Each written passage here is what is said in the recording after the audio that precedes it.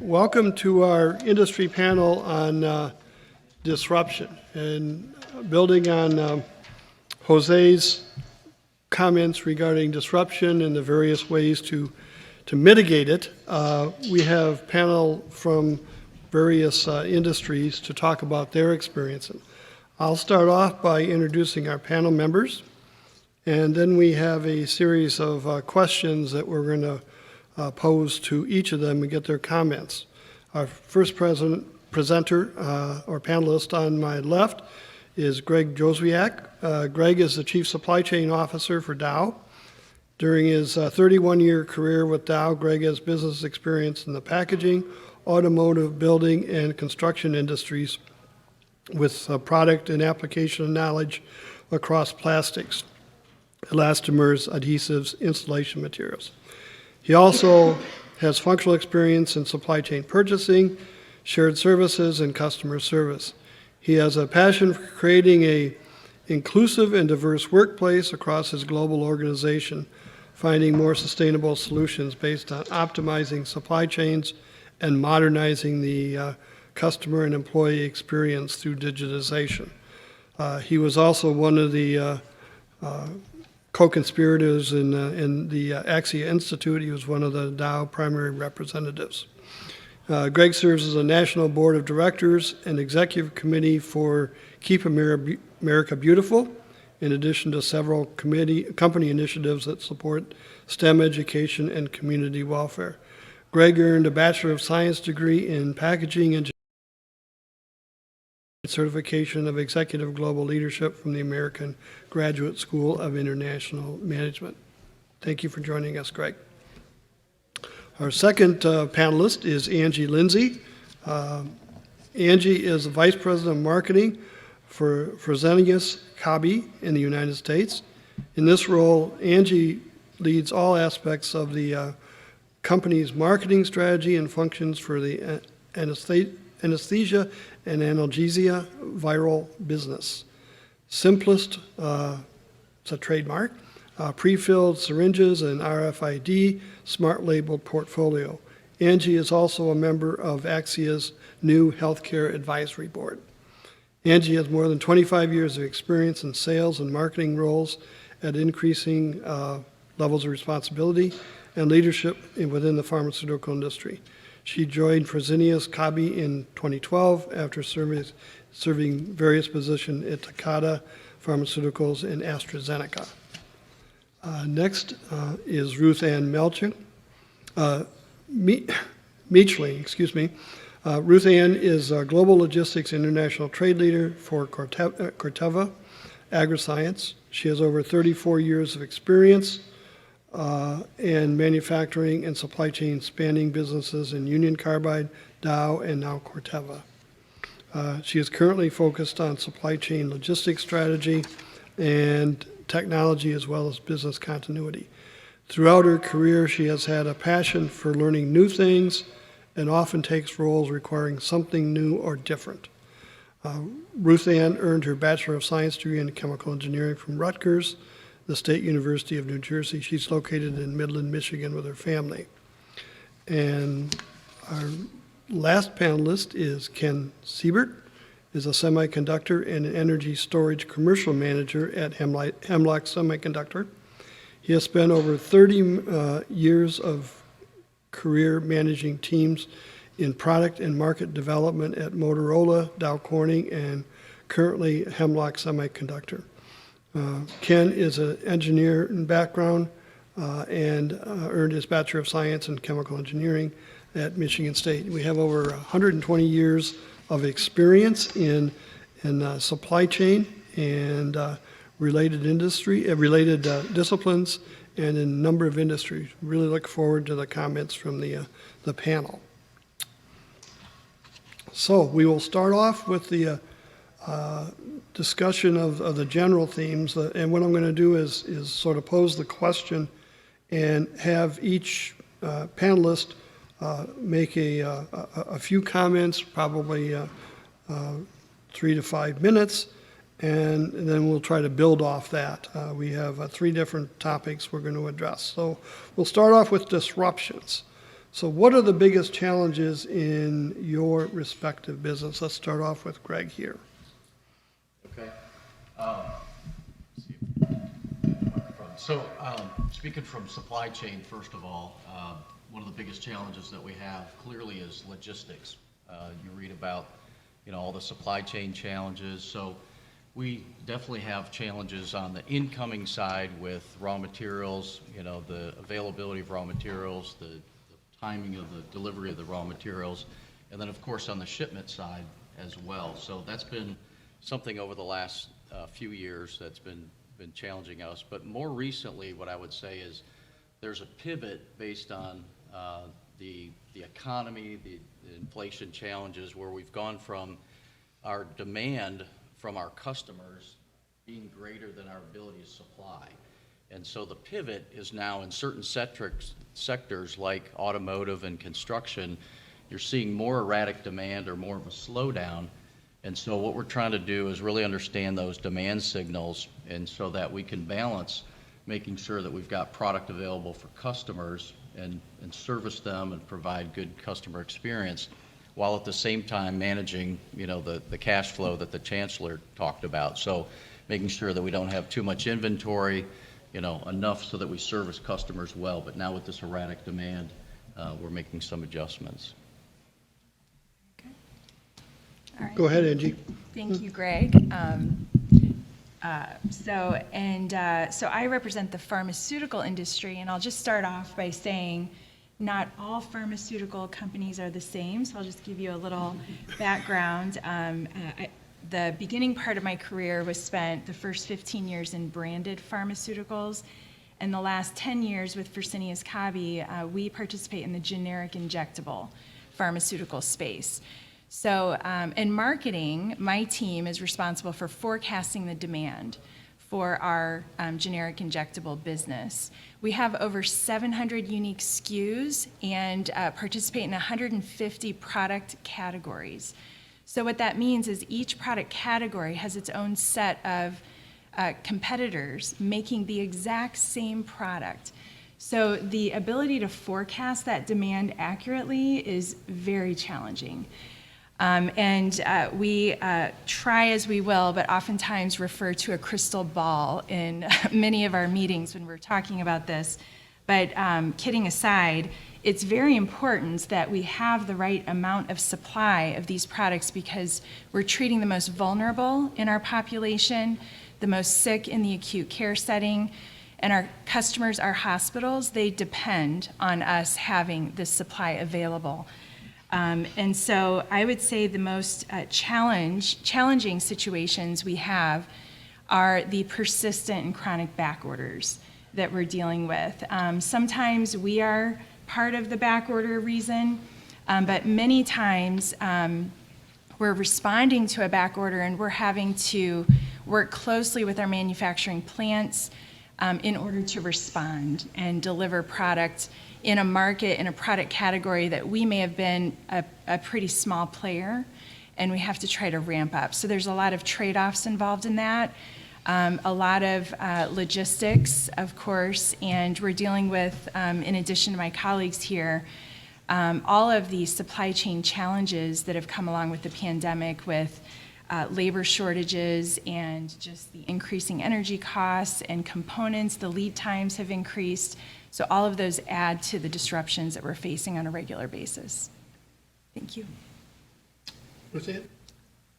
I'm here to talk a little bit about the challenges that we have for Corteva, and I want to explain what Corteva is as well. So when we think ag business, there's really two parts to our company. One is a seed company, and so just as you would expect, we make seeds, right? And we sell it to the customers, make sure that very effective. The business that I'm in is the crop protection business. Corteva, for those of you who don't know, spun from Dow DuPont 2019.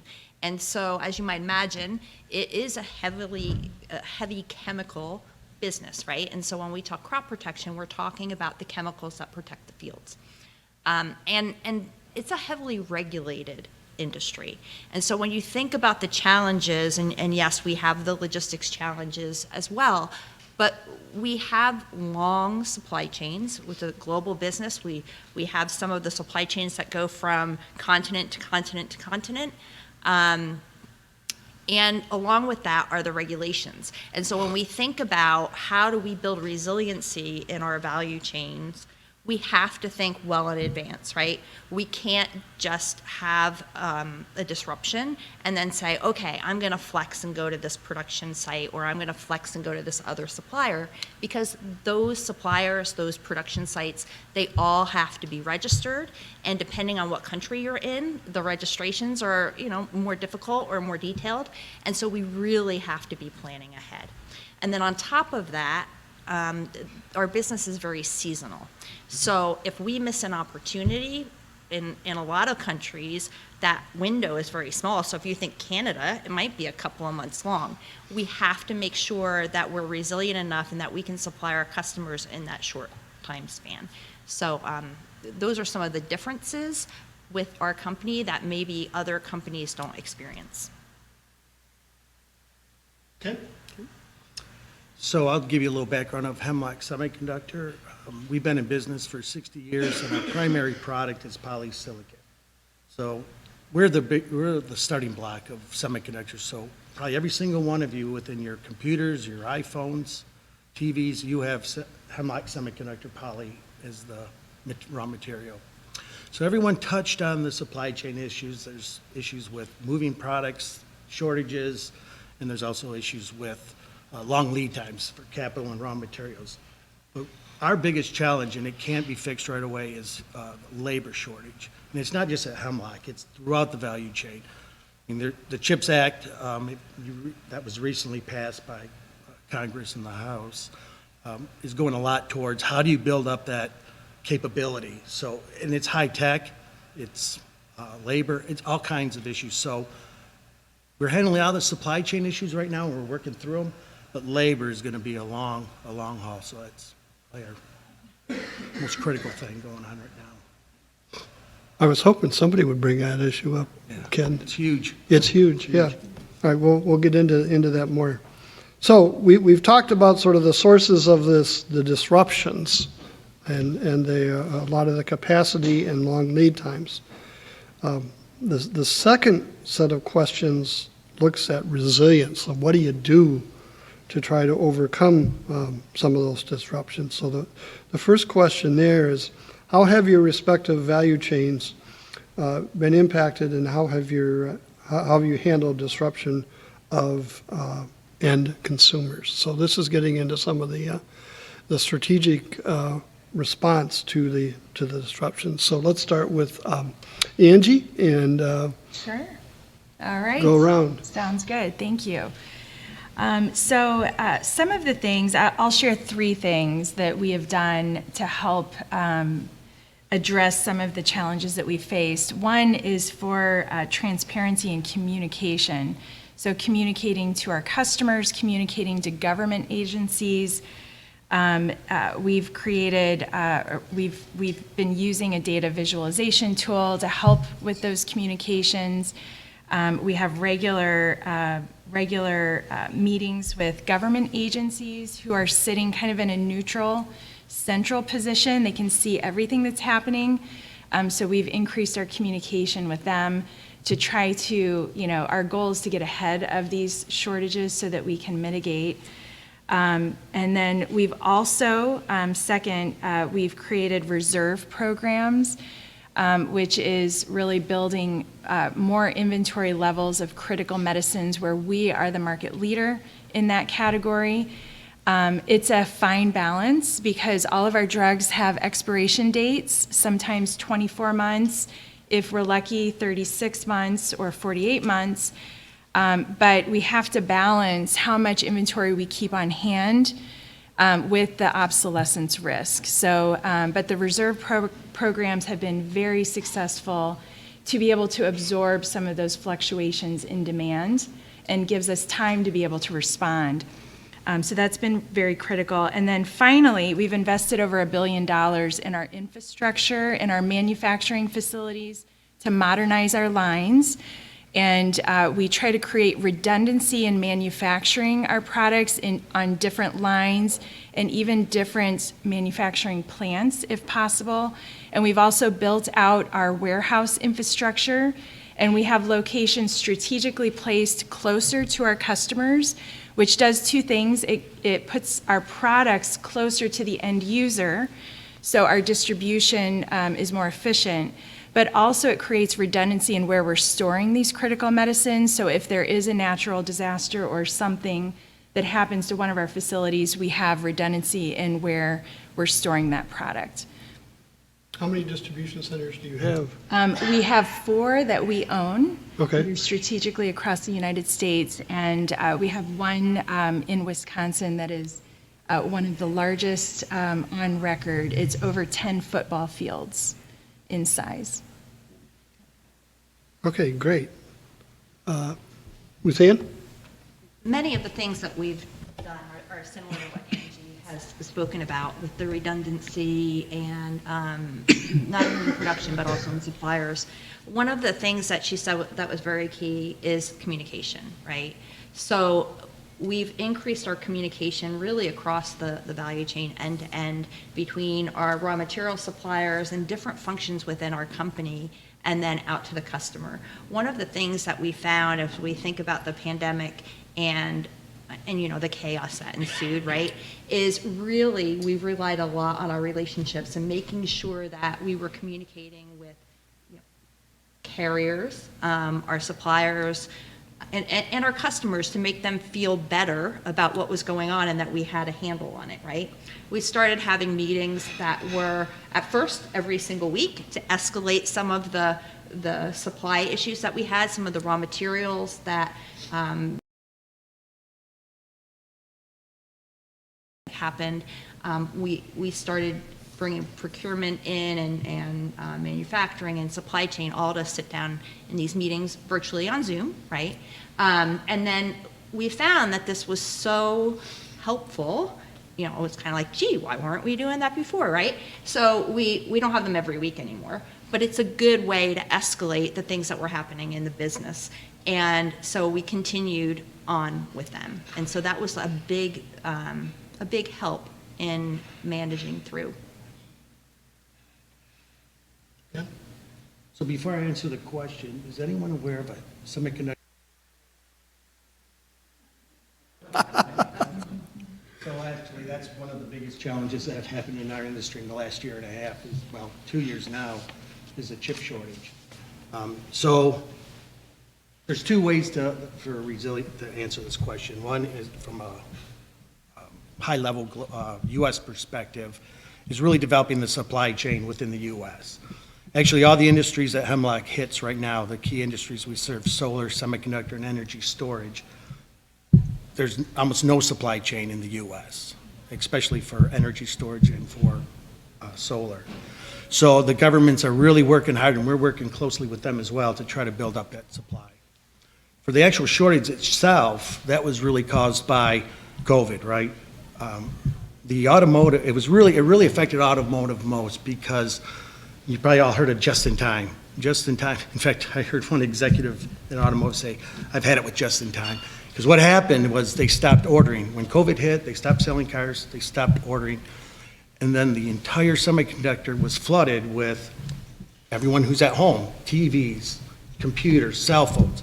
So when the COVID didn't last very long for the automotive, so what they did is they said, okay, I'm ready to start firing up and make more chips.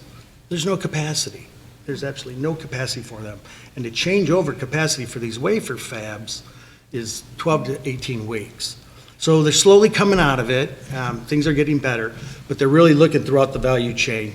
What's good so Hemlock is getting a lot of pressure to increase our capacity. Our customers are being asked to increase their capacity. So what we're doing to create that resiliency right now is everyone along the supply chain is now creating long-term agreements with minimum volumes. So that way, if we're going to see a downturn, in fact, semiconductors right now is in a little bit of a lull because automotive's coming back up, but everyone bought all their consumer electronics during COVID, so that's really slowed down.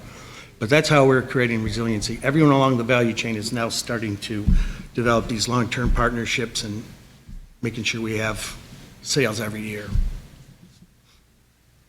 So what's your vision of the Taiwan situation with respect to the Indian? Oh, you got that one? Future. I was thinking ahead. I've got, Good, okay. Now I'm going to, oh, yeah, I'm sorry. Just hitting from a Dow standpoint, Dow is, very much a global material supplier. So chemicals, plastics, silicones that go into basically everything you use every day.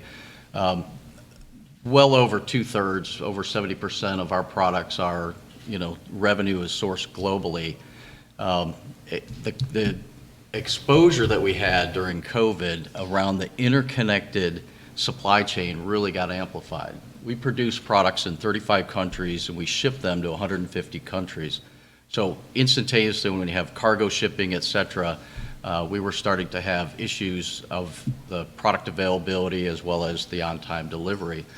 Our solution had been in the works already for a couple of years. We started in 2018 to overhaul our planning program across the company. So we planned 266,000 sales combinations across 6 business units. What we had figured out before we started this is we had about 220 different planning tools, most of them not interconnected. And if you understand how our company works, is we have feedstocks, we make intermediates, and then we make finished goods. In some cases, one business supplies another a raw material. They weren't even connected, they didn't talk to each other, we couldn't have those signals. So the fortunate part was we were several years into the development of the planning and understanding those demand signals and then converting that into supply signals so we can get the right raw materials lined up, and then we had the visibility, of what that combination was. So planning was a huge aspect of this. The other part, as it relates to the customer, is really around shipment visibility. They want to know, where's my truck? Is it going to be on time? A lot of disruptions there. So we had developed the visibility for all of our different modes. So if it's going to be, coming on machine or a cargo on a ship, it's going to come in a truck, et cetera. You can track that, and so the Dow team can track it, and we can anticipate if there's an issue, try to reroute, try to make some steps. But on our e-commerce platform of Dow.com, our customers can now see that. So what we're all used to every day, tracking our packages, et cetera, our customers can now do that. And so they can anticipate when there's an issue. But the other key part of it is we take the data of the shipments that we have. We have shipments, over 2 million shipments a year. We take the data and then we make adjustments and work with the carriers on what kind of lane improvements, et cetera. Okay. While we're working through this, we've talked about the disruptions, what were their challenges that came out of this, what the firms are doing for resilience. Now, probably the heart of the question is, what initiatives are you putting in place to reduce the risk and mitigate the disruption? So here, what are the strategies that the companies are using to overcome some of these challenges? So we'll start off with Ruth Ann. Well, one of the things that we make sure that we always have is robust change management, right? When you get into disruption, you don't want to have to figure out, okay, well, what do we do? Who do we appoint, right? So we need to make sure that we have excellence in managing that change. And so we make sure that we have robust change management processes in place. We look at assessing those value chains from end to end, and we have tools and processes to be able to do that, to look at what are our strengths as a company, and then where are some of the places that we're vulnerable. And so where do we need to look to concentrate on that? And we're always assessing, and we're looking at different value chains or different supply chains, whether it's a local supply chain or a global supply chain, because similar to what Greg was explaining, we'll make an active ingredient in a big manufacturing facility, but you need to take that active ingredient and then make it into a formulation so the customer can actually use it. And those are usually done regionally. And so we need to look at both of those. We also are implementing some of the shipment visibility tools that Dow is doing. We're not that far along. I think we just actually kicked some of that off this month, and so we're excited to see where that goes. But we're making sure that we have all of those things in place so that we can mitigate any disruption. Okay. Good. So I'll try to keep mine short so we get to all the questions.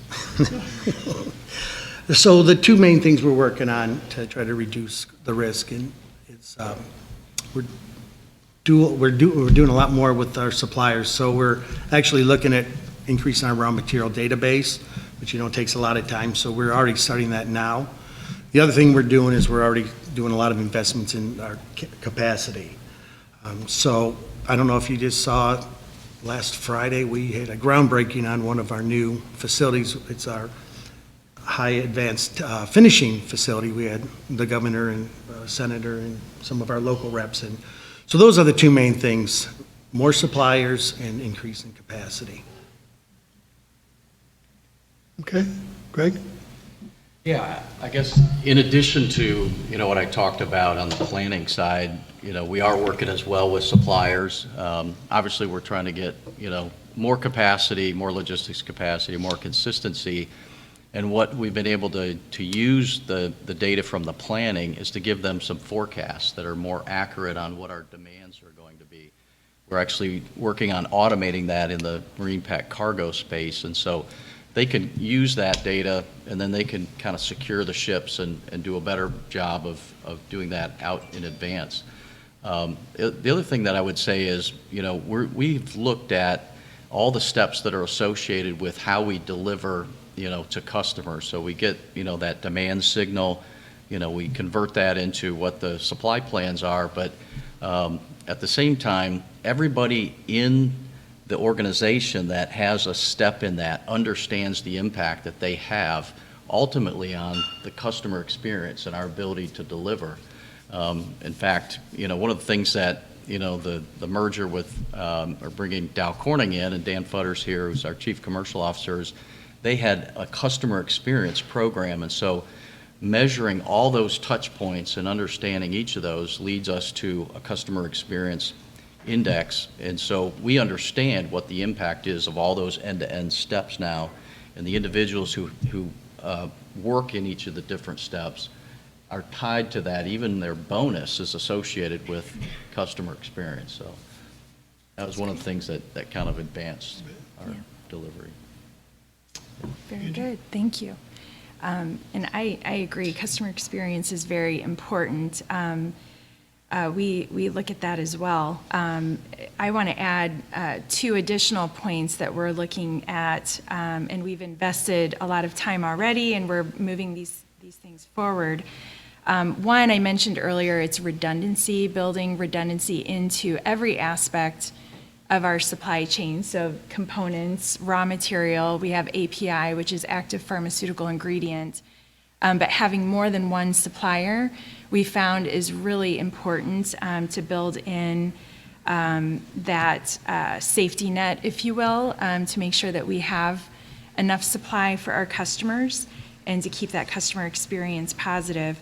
We're also, on the other side, to try to stabilize demand and have a more accurate and predictable forecast. We've been working very closely with the group purchasing organizations to support their private label program, so actually making products specific to their members, which is a highly competitive area in our business. But what that does is it gives us more accurate demand that we can plan for.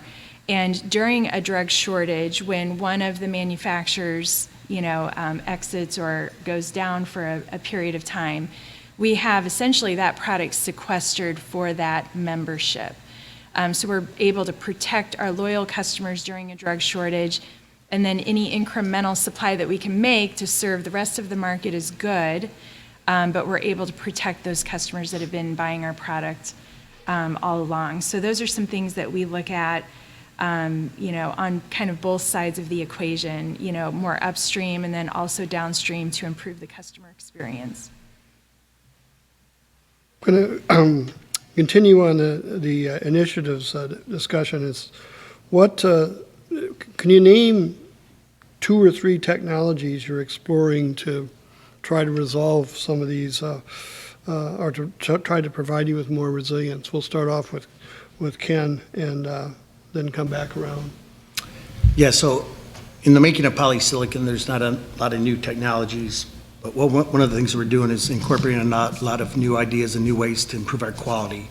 Because as the semiconductor industry grows, you have to keep up with the quality. The number of transistors on devices grows exponentially every year. So we're putting a lot of things in place to improve our quality. So at the same time we're trying to increase the demand, we're also trying to improve the quality. So it's a tough challenge. Does that include the number of chips you get on a wafer? Yeah, so they're shrinking. So there's a few things they're doing. They're shrinking the number of they're increasing the number of transistors, and when they shrink, they make the die smaller so they can get a lot more die on the chip. So they were actually looking at one time to go to 450 millimeter wafers to try to increase throughput, but it's just too big of a task to overcome. So that's the things they're doing now, is increasing the chip capacity and shrinking the chips. Okay. Greg? Yeah, so one of the things I described earlier is a little bit this complexity of, we're shipping things to ourselves and we're shipping it around the world. We rely on, we've got 300 terminals and warehouses around the world, but we rely on 1,400 service providers. So third-party logistics, people moving product for us. So when we look at the network, it's very complex. And so how do you optimize that network? So one of the things that we're developing, and Jeff Taslar's here, who leads our innovation group, is modeling that network. So how do you model that? Basically looking at all the steps that we have and develop what's called a digital twin. So a twin of what that network is, and then we can run scenarios of, let's say we have a freeze like we had in Texas last year, or we have a flood, or the Rhine River goes dry, or the Mississippi this year goes dry. How do you manage that? And we can run scenarios. So that's very promising technology. It's a bit early. We have been able to implement it against some very specific things. But I think the digital twin, so we could do modeling, is going to be, the most powerful tool for us. Okay. Angie? All right. I'd like to talk about the RFID initiative that we have underway, and Gwen Volpe leads that. She's a pharmacist by background. She leads that initiative at our company. So we're supporting plus RFID smart labels that are being added to some of our pharmaceutical products. And what that does is it allows our customers to have better visibility to their inventory within their hospital network. And it also has potential to track the product throughout the supply chain. I think the vision of this is from manufacturing plant to patient, to be able to see that product all the way through.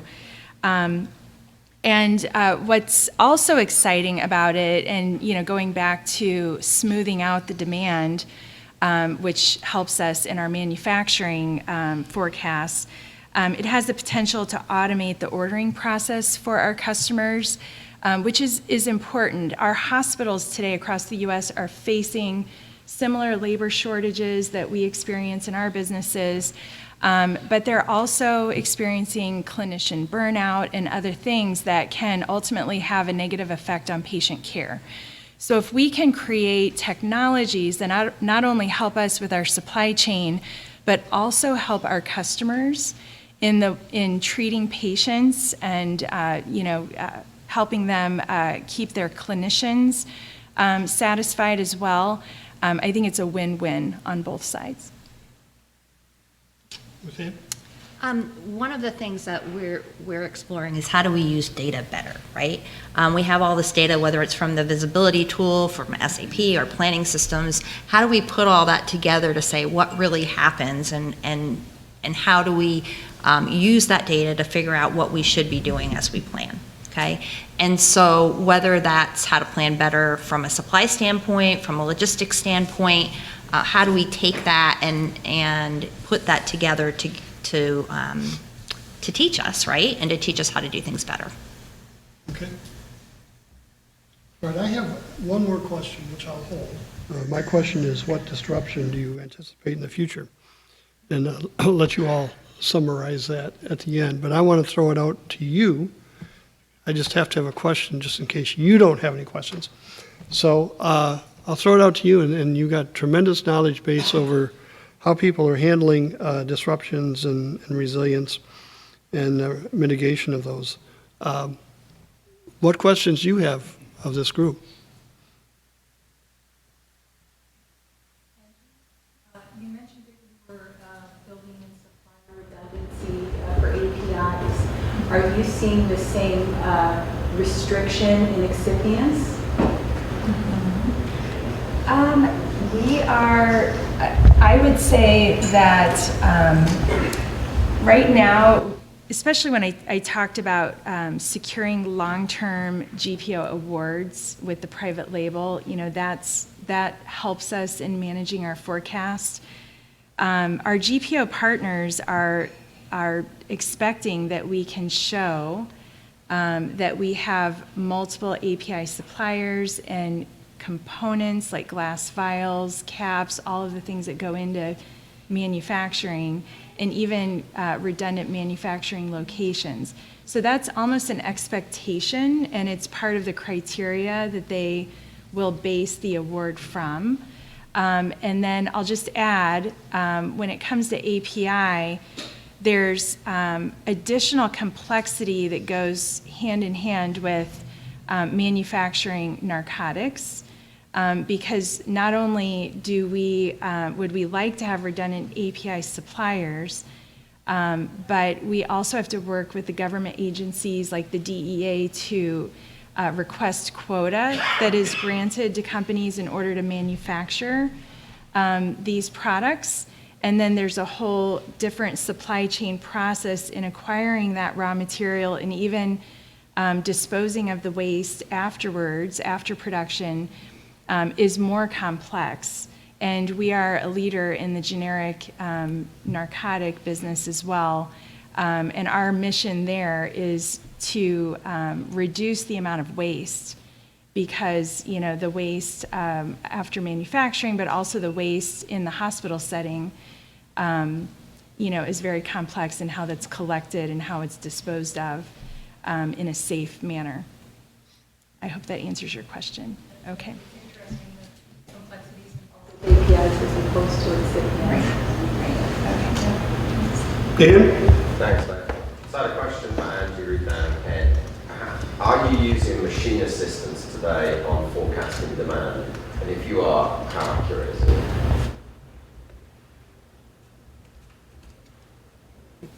I can answer, we're not, but we have constantly been talking about it, right? And I think that for us, we want to rely on the past and past kind of history of sales, but things change so quickly, right? And so it's hard to use that to necessarily to predict the future. And so we're not now, but we haven't given up. I can say today we don't use it. We old-fashioned forecasting through discussions with customers, how the market's doing. So no, I don't think there's any plans to in the near future. And then we use modeling for certain products. And I would say, unfortunately, it's becoming fewer and fewer, because what we have to do, we'll put a product on a model if it's kind of smooth, if the forecast and demand has been predictable and there are no changes in the contracting position for the foreseeable year or 24 months, we will put that product on a model. But I wish I could say that was, the norm. Unfortunately, we're having to pull it off the model to forecast these fluctuations that unfortunately our models are not able to predict. And so we often end up going back to the old-fashioned human input to try to determine what's happening in the next, 6 to 12 months. What percentage of your products are on a model at Wow. any point in time? I in order to be accurate with this audience, I would say less than 50%. Shocked it's that high. Well, it's less than 50%, but I don't know how low it is today. Okay. We do try, like I said, it is so much better to have a product on a model. And there are certain categories that have, let's just say, less competition, or, we have more control over the, the future, because we are the market leader. If we have 70% market share or higher in a product category, then we could comfortably put that product on a model. But especially when we are a 20% market share holder or less, it's very difficult to predict what the other manufacturers are going to do, and when they, have an interruption in supply, we usually we end up picking up that slack. Just a quick follow-up on what Angie was saying. So I work it down, and so we do a lot of machine assistance on forecasting as well. And I would say our experience is similar to what you've described. And at the moment, we're trying to dissociate whether that is just because COVID took everything out of normal control limits, and we're still dealing with the reverberations of that, or it's an inherent failing of the machine assistance that's going to outlast COVID. I'm inclined to think it's the former and not the latter, but we haven't got enough data to say which yet. Interesting. Okay. Yeah. I just wanted to double click a little bit, Ken, on what you said about quality is, quality. Are you using like machine vision, cameras to look at your, quality as you go through the production of your products? Or Yeah. what other? I understand quality, and that's kind of where my head leads from what our solutions are. But I wonder if you can just kind of elaborate a little bit more, please. Yeah, sure. So there's a couple different things we're doing about quality. Yes, we have cameras to make sure that we do things right. Because poly, there's always chances for contamination. We do metal detection to make sure that there's no foreign objects or metallic foreign objects. The biggest challenge moving forward is surface cleaning. That's the thing we have to improve all the time, because you can improve your bulk properties, but the minute you clean a surface, it's best to look at it like maybe an apple. You bite into an apple, or a potato. You peel the potato, it looks fine, and then a few minutes later it turns brown. The minute that poly's cleaned, it has a chance to be contaminated by something. So we're looking at first cleaning it the best we can, and that's something we're improving every day. And then how do you transport it? Because you have to transport this poly over to Taiwan, Japan, and it's on the ocean for, well, it used to just be 4 weeks, now it's like 8 weeks, right? So we have to make sure that packaging is really important. We're looking at how do you package it and make sure it stays, intact, so rough waters don't make it issues with rubbing and those type of things. So there's all these aspects. So you're using like sensing technology, like humidity and. Oh, yeah, sensors? yes. Yep, inside the buildings, we monitor temperature and humidity, and we're always improving on that as well. Yep. Other questions? Yeah, Oh, sorry, yep. I think I heard from all four panelists that staffing is an issue, obviously, yeah, most of the folks. That's where I was jumping to next? Yeah, so automation is one way to address that. Are you guys looking at automation? Are you struggling to find the capital? Because with the challenges in every industry right now, getting the money to enter into those markets is extremely expensive. How are you handling that? Are you getting support? Are you looking at those avenues? And are you having any success? Okay, so I can take that. Yeah, so we're actually, our new finishing building is a lot more automation. And what's been really helpful, I don't know if, there's a lot of government interest in creating supply chains, right, in the U.S. And like I said earlier, all of our industries, solar, semi, and energy storage, semi's okay, but the other two are very weak. So there's a lot of government money available in the federal level and even at the state and local levels. So as we look, so we're doing it both ways. We're looking at automation for labor reasons. High tech is the biggest issue we have, right? So we're looking at, so we're getting a lot of funding to help us get that automation in place. Is that funding specific to your industry, you feel, or? Oh, well, so like the Inflation Reduction Act, that takes care of a lot of industries. It's across many different industries. For us specifically, the IRA is for the solar. The CHIPS Act helps with the semiconductor, and then the DOE had critical materials for, Jennifer Granholm worked on getting the raw material supply chain going for energy storage. So it's all different areas, and like I said, IRA covers, I couldn't even tell you all the industries, but it's affecting us for solar. Question. Are you guys in one of your companies using artificial intelligence in some of the forecasting or not at all at this stage? Are they using artificial intelligence in forecasting? Anybody want to grab that one? No. I would Well, say, oh, go ahead. I was just going to say, one of the areas we're using artificial intelligence, this is more so in kind of a pilot stage. So we've got the demand signal, and then we convert that into schedules. And so we are using, artificial intelligence, more so machine learning, to generate the optimal schedule. So there's aspects of, the order at which you make products and how much of those products that you're making, and what the cycle is, et cetera. So we are definitely working on the machine learning to optimize that.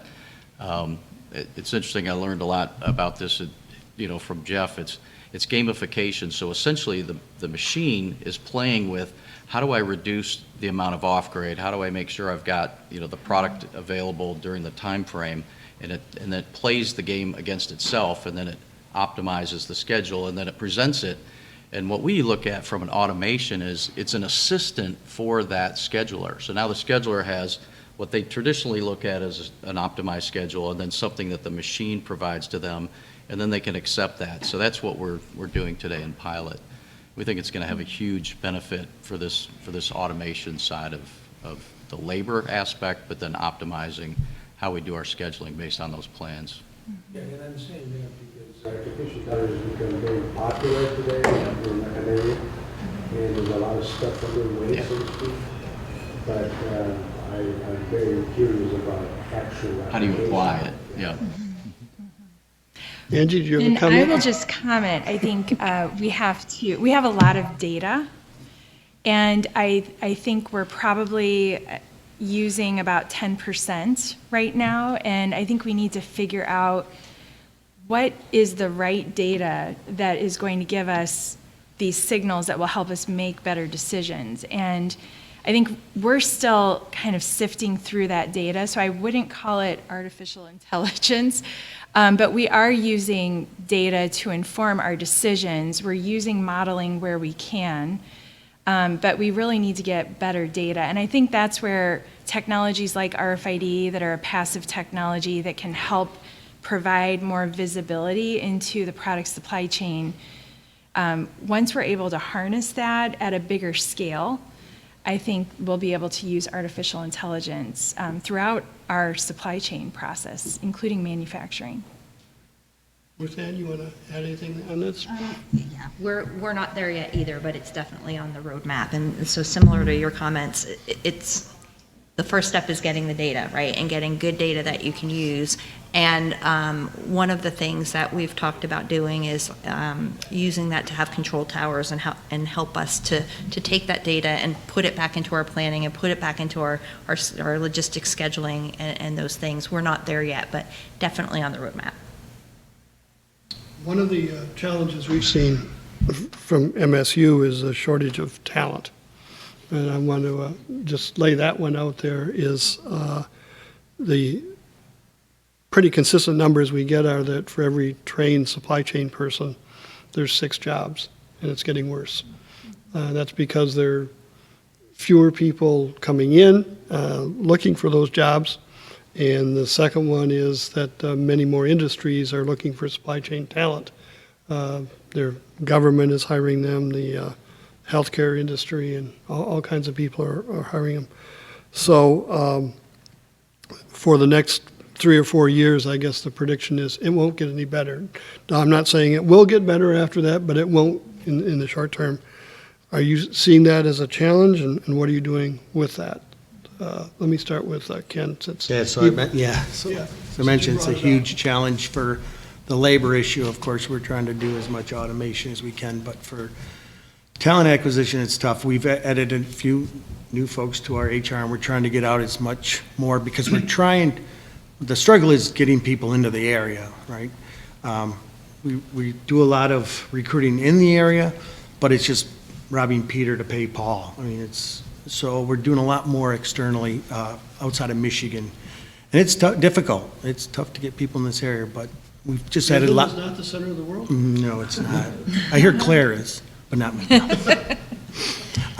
No, so that we're doing a lot more work outside of the state and trying to get people to come. And we've had some success, but it's going to take time. Well, and then there's this other issue that, there's a lot of talk today about you don't have to go to college. So we have subtracted thousands of people from the supply chain, so to speak. I had a problem in my universities because I don't have males attending university. 67% of our students are women. So the males, I don't know where they are. They're going somewhere. And if they're not going to college, where are they going to? And so that is going to be a major issue at this very moment. In fact, people are just not choosing to go to college. In fact, this past year, in the past 2 years, we have lost 1.5 million students, undergraduate students, in the whole university system. We've got 20 million students in the university system. It's down to 17.5 now. So you've got fewer people going to college, men or women, particularly men. So that's an extra complication that, you're talking about who's going to do the artificial intelligence stuff. Right. Can I ask, is And it that- science and, I'm sorry. Is it science and technology, or is it across the board? Across the board. Okay.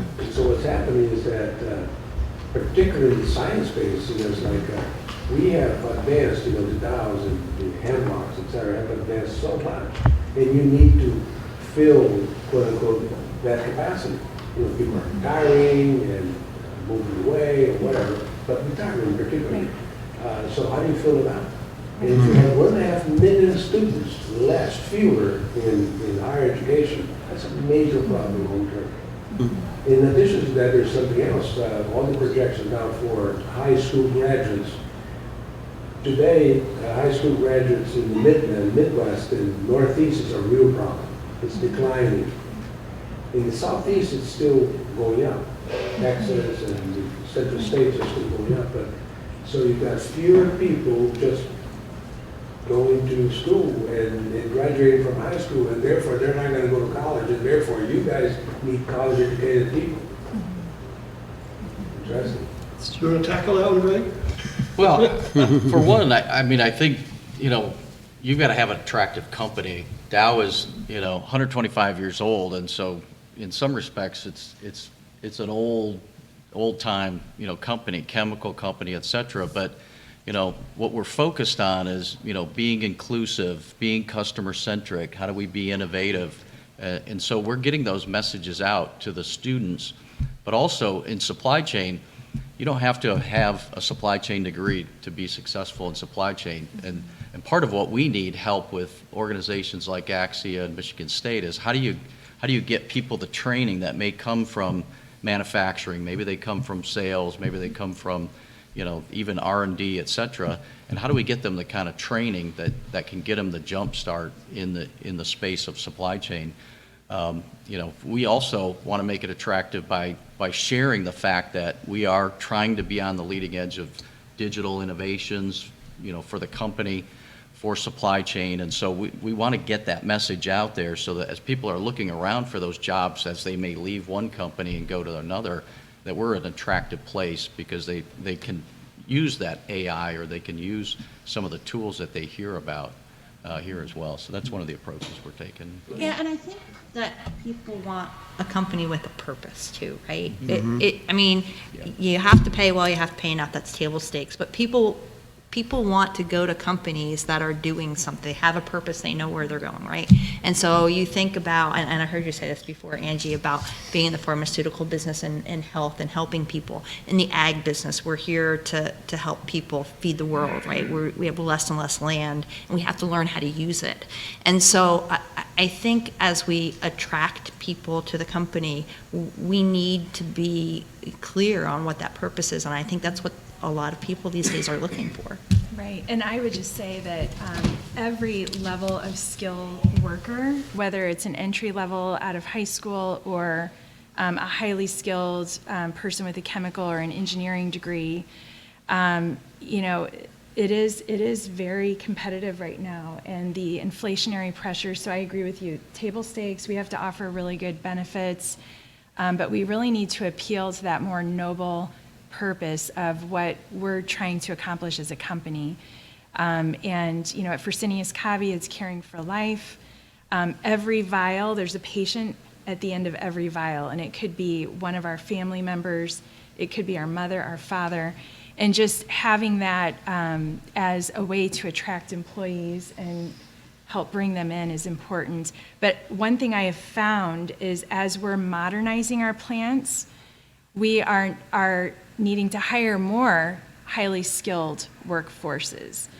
So just it's that comment about automation. Automation is good, but it does change the complexity of the people that we're hiring. So that's something that we're talking about internally as we're trying to modernize more of our manufacturing facilities. It does require us to bring in a different skill level for those jobs. So yeah, a lot of challenges there. I have one final question, and this is to really set you up with your crystal ball. Knowing the world that you do, you must be thinking about the future. What disruption do you anticipate for the future? We got to plan ahead and say, what's going to happen next? Greg? Let's start off with you again. Well, so when I took this job in supply chain about 5 years ago, and then I started talking to people, friends, and et cetera, they said, you know, boy, that must be a lot of fun right now, right? And so what I've been telling people, though, is this is absolutely the best time to be in supply chain because all these disruptions just keep coming at us, right? So you have the pandemic. You know, we typically have hurricanes, but we don't normally have a 500-year flood or a 500-year freeze. We're having to get used to that, and we're getting very agile with that.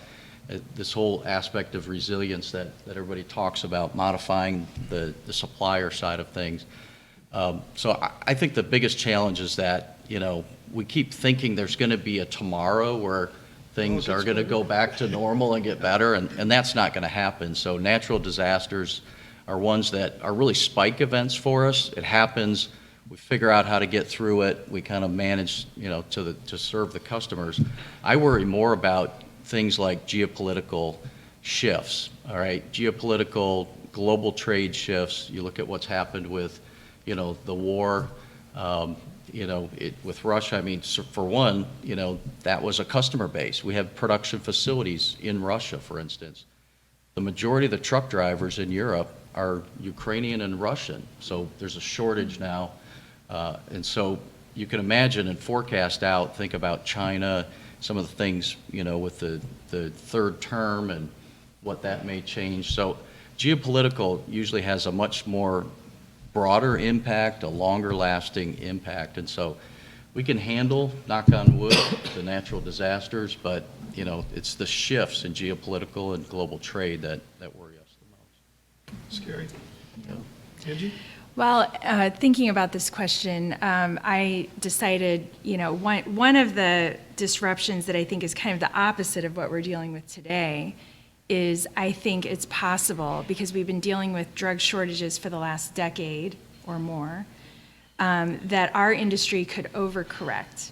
And then we will have surplus supply of these drugs that expire in the market. And it makes sense because there's a lot of companies and different initiatives coming online today to address the capacity.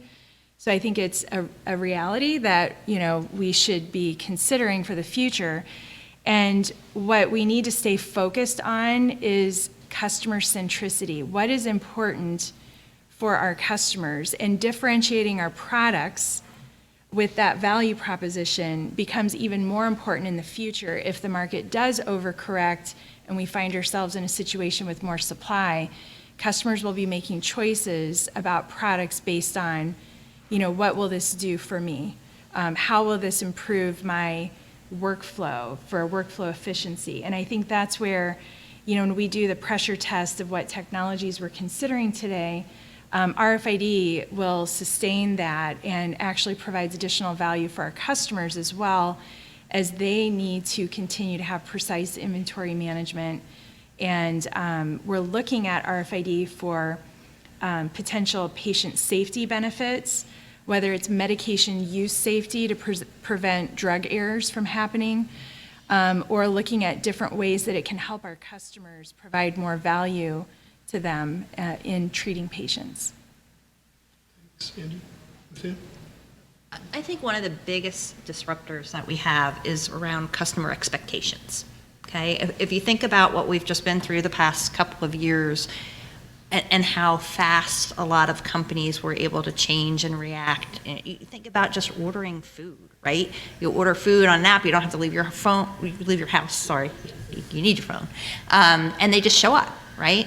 And so you're starting to see that in some of these, in the chemical industry, right? Our customers expect us to have things like that. I want it now. I mean, and we have to have the right skills, the right people to be able to do that, right? We have to have those people that can design the games, right, to play in the chemical world, and get the right mix of talent into our companies that we never had before. Because when we were thinking about innovation, we were thinking about, what's the best offering. Nobody cared about logistics. Nobody really cared about supply chain. It was just magic. It comes when it comes. But now people care, and things that you expect at home, your customers are expecting that they never expected before because they know it's possible. And so I think that's something that we need to get better at in these big companies. So I'll mention three disruptions I'm worried about in our industry, rank them in probability of happening. The first one is any trade restrictions going into China, I don't know if you heard, roughly a week ago, President Biden put some more restrictions, primarily on semiconductor equipment going into China, and it's all based on how do we keep things from going into China that affect our national security. So we're working proactively with the government through our trade associations to say our product, we don't have a large customer base in China, but still important to our business. So we're working with the government through our trade associations to say that our product really isn't a threat to national security. The next one, and I don't know how we'd ever recover from it, is if China invades Taiwan. In our industry, a significant amount of the fabrication of the devices and the packaging of the devices are in Taiwan. And then a majority of the assembly of all your cell phones and the board, all the way up to the final cell phone and your computers, that's in China. So I'm sure everyone else will be affected by that, but I just don't know what that would do to the business. And the third one that I don't think a lot of people think about, and it's still vital to our business, is there's a lot going on with semiconductors in South Korea. So we keep an eye on what's happening between South and North Korea, and if something happens there, I'm sure Japan will be in the mix as well, and they're a significant portion of our business. So those are the three things that kind of keep me up at night, and at least the first one we're trying to mitigate. The other two, I'm not sure how we'll mitigate that. Thank you. I think you just heard a fantastic summary of some of the challenges we're going to face. And if you write those down and keep those on your list, you'll be at least headed in the right direction, or at least you'll know what the direction is. I'm not sure, as you presented, that any of us know right off how to resolve it yet, but we'll have to in the near future. So please join me in thanking our panel.